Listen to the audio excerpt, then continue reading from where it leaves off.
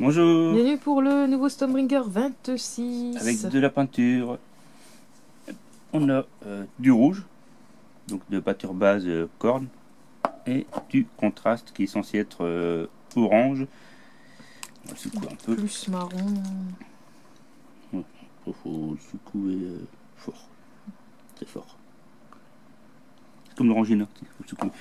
Sinon les pigments ils restent en bas. On peut voir ici Teclis, le nouveau Teclis. Personnellement, je préfère l'ancien Teclis. Pareil.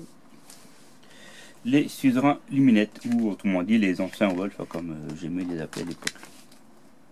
Donc les deux jumeaux, donc Teclis et Therion. Pour moi, il n'y a que Teclis qui ont fait en figurine. Therion n'a pas encore refait. On peut voir ici un Teclis, celui de la lumière, avec son masque un peu bizarre. Quoi. Là, c'est les esprits de la montagne. Les filles de Ken, avec Morati. On peut voir ici Morati. C'est une sorcière, non c'est pas une sorcière, c'est les...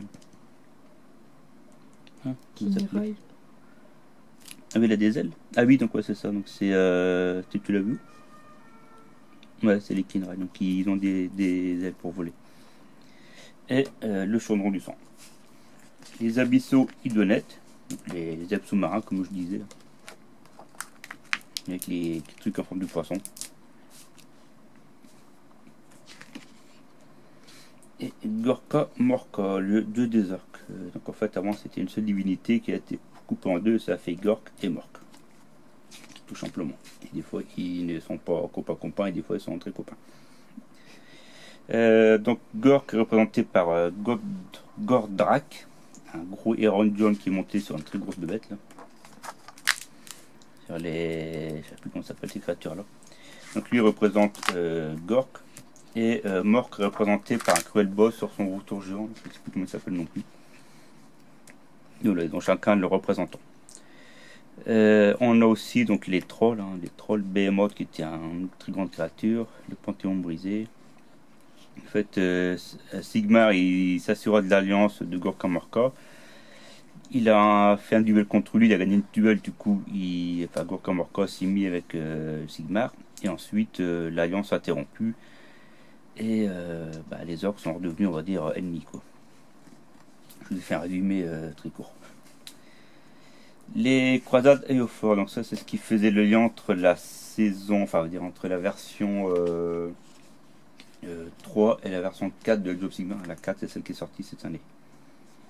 Avec les croisades de Sigmar, où est-ce que les humains sortaient de chez eux pour aller créer d'autres cités ailleurs. Puis on peut voir la cité a fondé, vous jetez un dé et vous arrivez par exemple sur le 2 et la croisade a été chargée d'établir un avant-poste, etc.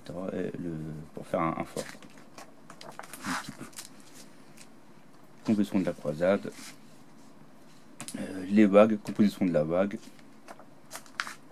et les éléments déclencheurs des vagues. Donc, un petit peu pour personnaliser cette force. Ceux-là on les aura par la suite aussi. La peinture, on utilise les deux nouvelles peintures. La suite des règles avec les règles de phase de tir, de phase de charge et phase de combat. Donc là on est vraiment avec tout ce qui tire. Du coup on revient sur un petit tutoriel qui explique les charges et déchirer les enfers, les charges et comment on tire pour tout ce qui attaque. Le scénario, tenir ou mourir, on a pas mal de force, je vois dessus, pas mal de troupes. Et sur un seul tir. On utilise le tapis 1 et 2, c'est-à-dire on va être sur un grand terrain du coup. Dans le numéro 27, on aura des griffes d'aube. Et dans le 28, on aura les crevards de Zarbag, qui étaient avant une bande pour Underworld et qui ensuite ont été incorporés dans Age of Sigmar. Voilà ce qui faisait le numéro 26. Et on se dit à la prochaine. Allez, salut!